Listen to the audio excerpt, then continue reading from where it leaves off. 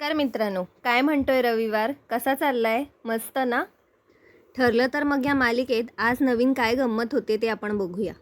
एपिसोडच्या सुरुवातीला आपल्याला दाखवतात की अश्विन अस्मिताची तब्येत बघायला गेलेला असतो.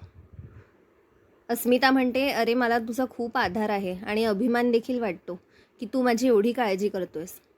अश्विन म्हणतो, हे तर काहीच नाही, मी तर तुझ्या गायनॅकशी सुद्धा रोज बोलतो की तुझा कितपत प्रोग्रेस आहे. अस्मिता फक्त हसते. अश्विन म्हणतो, बाकी सगळं छान आहे, फक्त योग्य माणसांचीच निवड कर आणि बाकीच्या माणसांना दुर्लक्ष कर, शक्यतो लांब राहा वाईट लोकांपासून. अस्मिताचं तोंड लगेच पडतं. तन्वी लगेच संधी साधून म्हणते, अश्विन अरे तुला सांगितलं ना की फक्त पॉझिटिव्ह बोलायचं, निगेटिव्ह काही बोलायचं नाही करून. अश्विन म्हणतो, तू पाणी पितेस ना व्यवस्थित?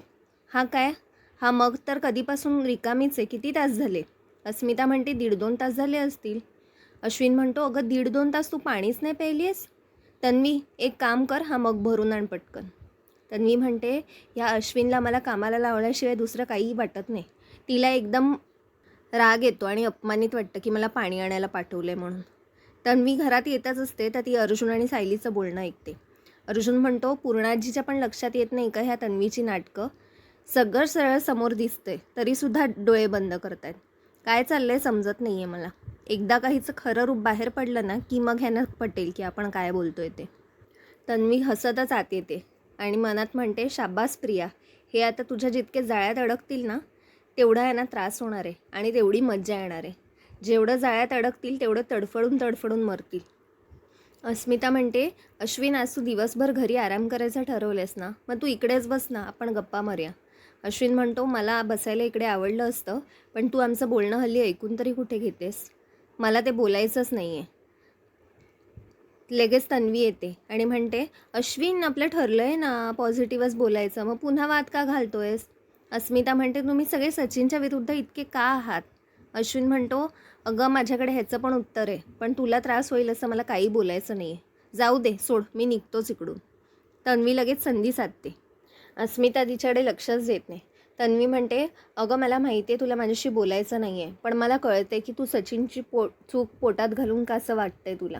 कारण ह्या घरात हे मलाच माहिती की आपल्या जोडीदाराची चूक पोटात घालणं कसं होतं. अस्मिता खाली उतरायला निघते बेडवरून. तन्वी लगेच तिला चप्पलसुद्धा पायात चढवते. आता बघा तन्वीची नाटकं किती चालू आहेत ती. तन्वी म्हणते, अगं अश्विननी माझी चुका पोटात घातल्या म्हणून बरं झालं आणि म्हणून मी बदलते. त्याच्या प्रेमाने मला पूर्ण बदलूनच टाकले. सचिनचं सुद्धा असंच होईल. तू त्याची चूक पोटात घातली आहेस म्हणून बघ आता तो कसा बदलेल. तू त्याचा साथ कधीच सोडू नकोस. तेवढ्यात तिकडे सायली येते आणि जोरात ओरडते, प्रिया काय करतेस? ज्या गोष्टीची तुझा सगळा संबंध नाही त्याच्यात नाक घालू नकोस. सायली म्हणते, तू नको ना नाक घालू त्याच्यात, आणि तू त्यांच्या मनात कशाला वाईट भरवतेस? चल निघ इकडून. तन्वी लगेच म्हणते, अस्मिता मी काही चुकीचं बोलत असेल तर मला माफ करा. सायलीचा हात धरून तिला खेचत बाहेर नेते. अस्मिता म्हणते, सायलीला एवढं काय चिडायला झालं? तन्वी काय चुकीचं बोलत होती का? तन्वी बाहेर ताडताड करून येते आणि म्हणते, 2 वाक्य काय बोले तर ही लगेच आली सायली मला अक्कल शिकवायला. ही कोण आहे मोठी? तेवढ्यात तन्वीचा फोन वाजतो. मैनाचा फोन आलेला असतो. ती म्हणते, अगं तन्वी, अगं बबली, अगं घरातलं ना थोडं वाणसामान संपलं आहे. बासमती तांदूळ, तूर डाळ आणि अशा छोट्या छोट्या गोष्टी, ते बघ ना जरा काय ते. तन्वी म्हणते, ह्याचे पैसे पण मीच द्यायचे का? रोज उठसूट काहीतरी कारण देऊन आपला फोन करते. मैना म्हणते, अगं आजकालच्या मुली काय ऑनलाईनच मागवतात सगळे कपडे, त्याच्यामुळे आमचा टेलरिंगचा धंदा तेवढा चालत नाही गं. मग पैसे तूच देणार ना आम्हाला, तू तर एवढ्या मोठ्या महालात राहतेस. तन्वी तिचा बँक बॅलन्स लगेच चेक करते आणि अगदी ठणठण गोपाळ असतं. ती म्हणते, माझ्याकडेच काय नाही तर मी ह्यांना कुठून आणून देऊ? तेवढ्यात तिकडे अश्विन येतो. तन्वी म्हणते, अश्विन मला 20,000 हवेत, आणि ती सांगायला जाते पुढे. त्यावर अश्विन म्हणतो की मी तुला विचारलं का, तू घरच्यांसाठी एवढं सगळं करतेस, 20,000 द्यायला मला काहीच नाही आहे. चुका एवढ्या तू सुधारायला लागली आहे स्वतःच्या. अश्विन लगेच तन्वीला 20,000 रुपये ट्रान्स्फर करतो. तन्वी म्हणते, या सगळ्या नाटकाचा मला खूपच फायदा होतोय. तोंड उघडायच्या आधीच पैसे तयार. वा, असंच चालू ठेवलं पाहिजे. अर्जुनी ते काम करत असताना त्याच्या डोक्यात सतत विचार चालू असतात. तन्वी कशी त्याच्या आयुष्यात शिरली, कशी अश्विनसोबत लग्न करून आली आणि रविराज काका आणि प्रतिमा आत्याची मुलगी बनून थाटात राहिली.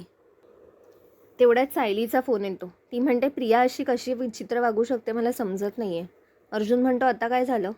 ती म्हणते अस्मिताताईंच्या मनात सचिन भाऊजी विरुद्ध आपण पटवण्याचा प्रयत्न केला आहे तो सगळं ती फाडून काढायचं म्हणते.